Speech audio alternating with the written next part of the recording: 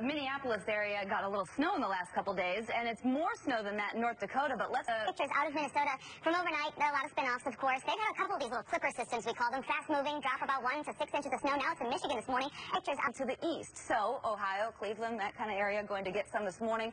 And then as it goes east, behind it, super cold air. So as you celebrate St. Patrick's Day, a lot of those parades going to be a little on the chilly side. 35 Chicago, 37 Detroit today. New York City, 39 only for a high. With a breeze, it's not even going to feel that warm. There's a new storm that is targeting the northern plains. It looks like eastern Montana through the Dakotas, starting to see some winter watches popping up. This is really going to take place Sunday into Monday and early Tuesday as it drops through those northern plains. In huge contrast, check that out. Tucson, Arizona, 3 days in a row of record high temperatures. Yesterday was 94, and look what it's doing at Yosemite, where it was 65 today.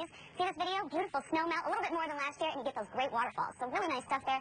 Not as hot day, but relatively warm. 84 El Paso, 74 for Albuquerque. That's the big picture. Let's get a check now a little closer to home. Not only one photo to share, but it was so good. I thought, see, at what a great name. And at Bianago The Rodriguez. Rogue River. Yes, we have one in Michigan too. Really? The Rogue River. The Rogue River? Good name. Good enough. Now, Don't mess with those guys, I guess. Wow. Time now for a look at your weather with the always non-violent Ginger Z. Morning, No, Ginger. I'm telling you, if you do Wet Willie, I will slap you too.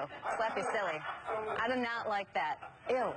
Okay, let's get right to spring. You know, spring's officially coming Wednesday at 7:02 Eastern time in the morning there, but it's a couple signs here and there. Cedar Rapids, Iowa, showing one of those signs, and that would be ice jam.